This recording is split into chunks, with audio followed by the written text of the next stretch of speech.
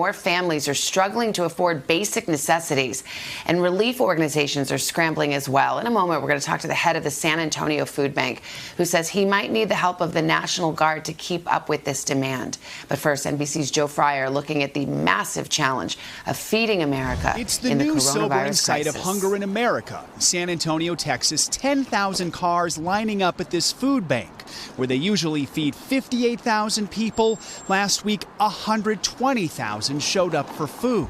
I'm on a fixed income. My sister-in-law and them are on a fixed income. So, yeah, we're pretty well.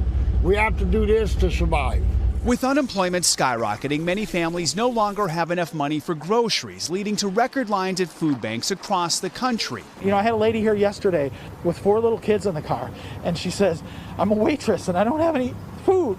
From California to Miami to the heartland of Nebraska. It's not unusual for twice as many people to come through the line than what we were able to provide food. It's a similar scene in Pittsburgh, keep it going, where the National Guard was brought in to distribute nearly 1,000 boxes of food in just 3 hours. We're looking at an increase of 17.1 million people over the course of the next 6 months. Claire Babineau-Fontenot runs Feeding America, the country's largest hunger relief organization. She says demand at their food banks is up 98%, but food donations and inventories have plummeted. In order to feed the people who are turning us for help, we're going to need an estimated $1.4 billion.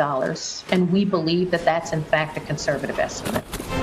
Coming to the rescue, organizations like the U.S. Olympic team. With the Tokyo Games postponed, it's donating 18,000 pounds of food that was earmarked for Team USA. Oprah Winfrey is donating $10 million to hunger relief. Amazon CEO Jeff Bezos, $100 million. Every dollar helping to relieve a hunger crisis, now stretching from coast to coast. When they see that box of food coming into the car, some of them smile and some of them cry. And they're doing their best, and we're so thankful for that. For Today, Joe Fryer, NBC News.